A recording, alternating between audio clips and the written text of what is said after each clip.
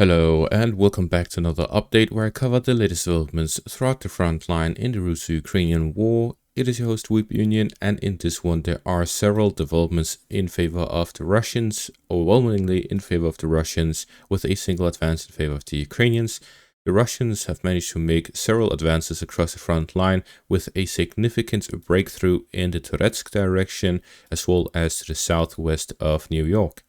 The Russians also managed to advance to the south of Behatir in the southwestern parts of the Donetsk region. The Russians also managed to advance near Bohdyanivka to the north and to the south of the town. The Russians made several advances in between Toretsk and Pokrovsk, as well as to the northern flank of Pokrovsk. The Russians also managed to advance within Chasiv Yar, where the Ukrainians also launched a counterattack to flank the southern flank of the town.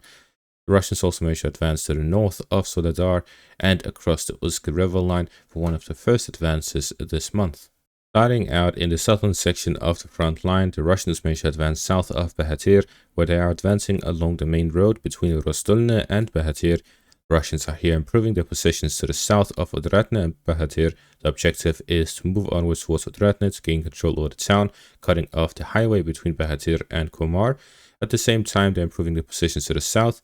for a wider front line, which will allow them to spread out their forces between the eastern, southern, and western flanks to attack it from multiple directions, and also allow them to improve their positions for assaults towards the fortified position, which keeps the Russian army currently at bay until they improve their positions further. You'll see heavy fighting taking place along the southern and eastern flanks of Behatir, while also fighting continues in the northern bank of the Vovcha River line. The Russians also managed to advance to the south and north of Bohdyanivka. To the south of Bohdyanivka, they are working to close the gap between their forces in the north with their forces in the south, improving their positions to the north of Andreyivka for further offensive operations in the direction of Oleksivka, which will allow the Russians to fight over these fortified positions from their weak point, from the rear, allowing them to have the geographical advantage with the high ground, as well as attacking them from the opposite point at which the Ukrainian defenses are created to defend against. This allows them to have an advantage when fighting over these positions. At the same time, these fortified positions overlook the towns of Oleksivka and Behatir from the north. That means an advance in the north will benefit the Russian forces to the south of the Vovcha River line significantly, as it would limit the Ukrainian defensive capabilities in the area. The Russians also managed to advance north of Bohdyanivka, gaining a foothold within Troitsk with a push from the northern flank following the capture of Preobrazhenka. The Russians have now moved into Troitsk with a flank from the northern direction and with a push from Zaporizhia in the east, where the Russians are fighting over the outskirts of Bohdyanivka and now Troitsk as well, which will then lead to Horihove as the final town here in this section of the front line ahead of the Dnipropetrovsk border. The Ukrainian General Staff is writing worrisome messages in terms of the defense of the town of Novopavlivka, which is the main logistical supply hub for the Ukrainian forces in the area from Novoserhivka and Uspinivka in the north and all the way down south towards the defensive line from Oleksivka to Dashne. This is the supply hub that the Ukrainians make use of through the highway to the south and the roads to the northeast to supply their forces. The Ukrainian side is worried because if the Russians gain control over Kotlярivka, Troitsk, Horihove, and Bohdyanivka, they'll be able to launch offensive operations towards Novopavlivka across the border area. It will also allow them to flank the defensive line to the south and to the north by attacking the supply lines outside of the town. Cutting off the supply lines will allow them to significantly improve their positions and make a decisive advantage, which will allow them to potentially force the Ukrainians to withdraw from these positions, as they would be exposed to the Russian forces from multiple directions while also being almost completely cut off from supplies, which will significantly worsen the defensive capabilities of their forces and significantly improve the offensive capabilities of the Russian forces. The capture of the town itself will allow the Russians to gain a bridgehead across the border area and start launching offensive operations in the direction of Meshova and Ivanivka into the north and to the west of the town, which will allow them to improve and significantly develop offensive operations across the border area, where the Ukrainian defensive capabilities are limited due to the geographical disadvantages as well as the lack of fortified positions. To the east of Pokrovsk, there are several advances in favor of the Russians. The Russians have managed to gain control over the majority of Kalinova. According to Deep State Map, the preliminary info stated that the majority, or if not the complete town, is under their control. Zodiac Map clarified it to about this sized area. The central parts of Kalinova, as well as some of the fortified positions to the southeast, have been captured by the Russians, while the western outskirts, northern outskirts, and eastern outskirts of the town is in a gray zone or remains under Ukrainian control. Until we see further clarification, this is the front line, where heavy fighting continues with fortified positions to the southeast of Kalinova, where the Russians have captured over half of them, while at the same time fighting continues within the town itself, where the Russians are looking to stabilize their positions and gain control over the remaining parts, before moving on to the fortified positions to the northwest, where the Russians have also managed to advance to the west of these fortified positions, gaining control over several forest lines and fields from this direction, where the objective is to move onwards towards the fortified positions, attacking in from multiple directions and isolating them from the remaining parts. We also see that there is the fortified positions here to the north of this layer,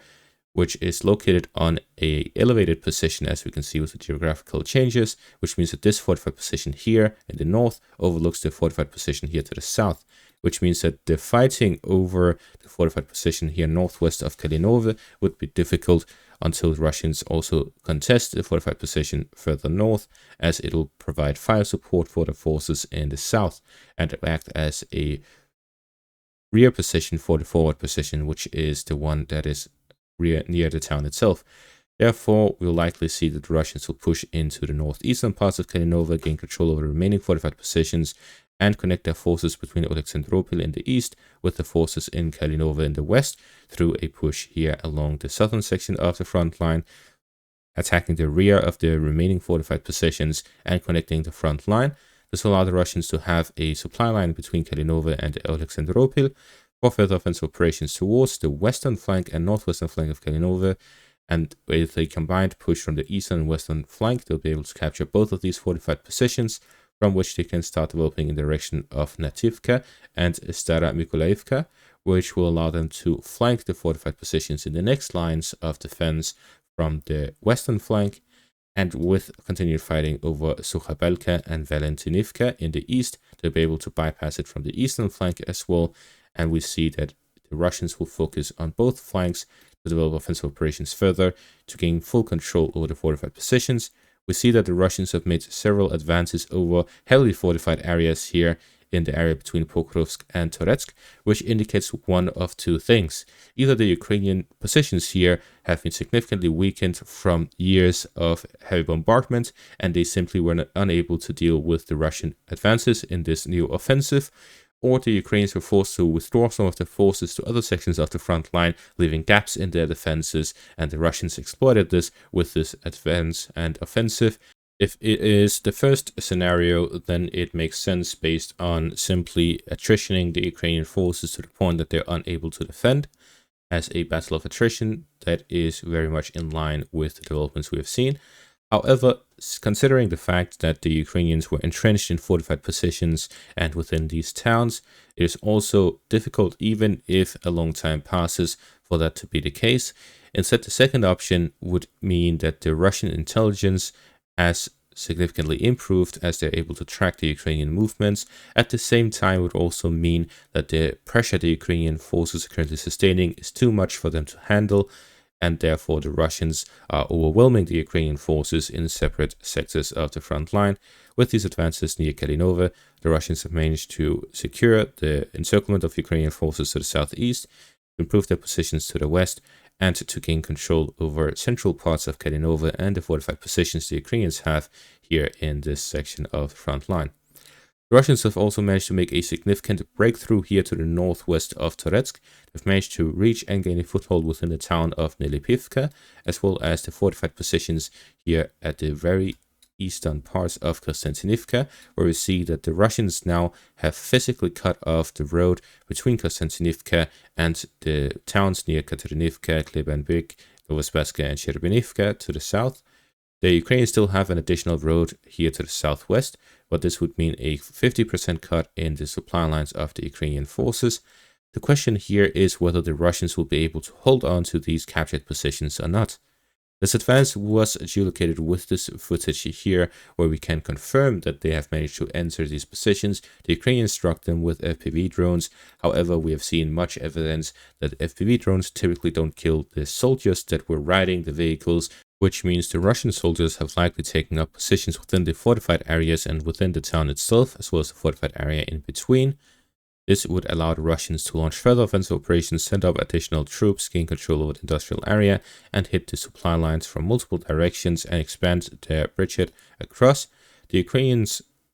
considering the fact that the Russians managed to break through such a significant distance through the main highway, likely indicates that the Ukrainians have not properly put up positions. Despite their fortified positions being available, they do not have the necessary forces covering these positions, yet again exposing gaps in the Ukrainian defenses. And with this, the Russians would be able to take advantage by taking control of these fortified positions. And if they are able to entrench themselves, then the Ukrainians would be forced to launch counterattacks to deal with these advances, to which the Russians can respond with artillery and FPV drones, which increases the odds for the Russian forces to be able to consolidate their positions in the newly gained areas here to the north of Toretsk. This is a very significant development in favor of the Russians if they're able to consolidate their positions and if they're able to expand by gaining control over several of these fortified positions in the rear of the Liivka and Deshne. This will allow them to flank the Ukrainian positions from the rear, cut off the supplies of their forces, and significantly improve their positions here in the eastern section of the front line. The Russians also managed to advance to the north of the Drushba following the Ukrainian counterattack to the west of the town, as we see with this geolocated footage. Based on this, we see that the Russians will have started offensive operations here in the northern flank of the city, following their capture of much of the western and southern parts. Combined with this push in the western direction, the Russians may look to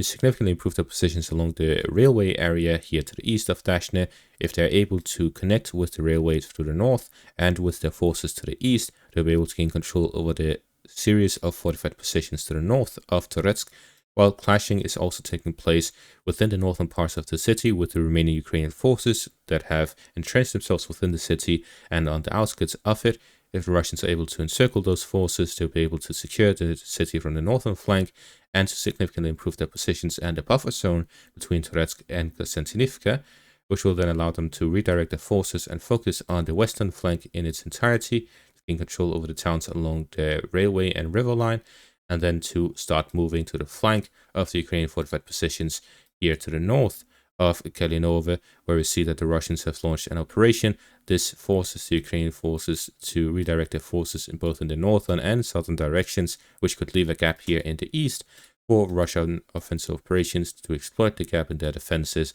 and flank their positions near Romanivka and gain control over the fortified positions by attacking from the eastern and western directions. Therefore, based on this breakthrough and the recent developments in the south, the Ukrainians may face a breakthrough and collapse of their positions here to the west of Toretsk, east of Pokrovsk, as the Russians could gain control over a significant portion of this section of the front line and develop offensive operations further in the direction of Konstantinivka from the southern, southeastern, and eastern directions. In the direction of Chasiv Yar itself, the Ukrainians launched an attack to the southern flank of the city, where they managed to start contesting the fortified positions of the Russians here in the southern flank of Chasiv Yar. Fighting is taking place here, where the Ukrainians looking to cut off some of these supply routes for the Russian forces in the southern flank. The Russians at the same time have developed offensive operations within the apartment complex area, making the first advance they have done within the apartment complex area for months. With this, the Russians are here looking to gain full control over the apartment complex area. This will allow them to significantly improve their positions and their forces' offensive capabilities within the city, or further offensive operations in the northern and southern flanks of the city to gain full control of it. This is why the Ukrainians are launching this counterattack now, attempting to disrupt the Russian offensive operations and improve their defensive capabilities in the southern flank of the city. However, if the Russians are able to gain control over the apartment complex area, then the developments in the south would not matter much, as long as they're able to keep the main supply lines to the east and to the northern flank of the city, and then with the control of apartment complex area, control larger concentrations of forces within the city and develop offensive operations from the northern and southern flank towards Mykolaiivka and create a buffer zone around the city for their forces to create large gatherings of artillery, FPV drones, and self-propelled guns, tanks that can all take advantage of the high ground for fire support in this section of the front line. In the north, here north of Soledar, the Russians have advanced to the south of Veshchikivka. The Russians previously gained a foothold within the town, to which the Ukrainians launched a counterattack. Now the Russians have crossed across the river line, where they are attempting to flank the town from the south. Russians are here looking to attempt to gain a foothold, where they can consolidate their positions and entrench themselves within the outskirts of the town, before moving onwards alongside it to improve their positions here to the northwest of Soledar, where the Russians have been more active in the Siversk section of the front line, but there's been no significant developments. Therefore, it is unlikely that there's a significant force or significant development behind this, but rather some positional fighting to keep the Ukrainian forces on their toes. In the Uskar River line direction, the Russians have managed to improve their positions in the southern parts of Kamyanka, where they continued offensive operations to gain control over the town, which will significantly improve the logistical situation of the Russian forces in the western bank of the Uskar River line. And that is going to be all for this update. Thank you all for watching. Make sure to leave a like, subscribe, check out my Patreon and YouTube membership for additional content. Thank you all for watching and have a great day.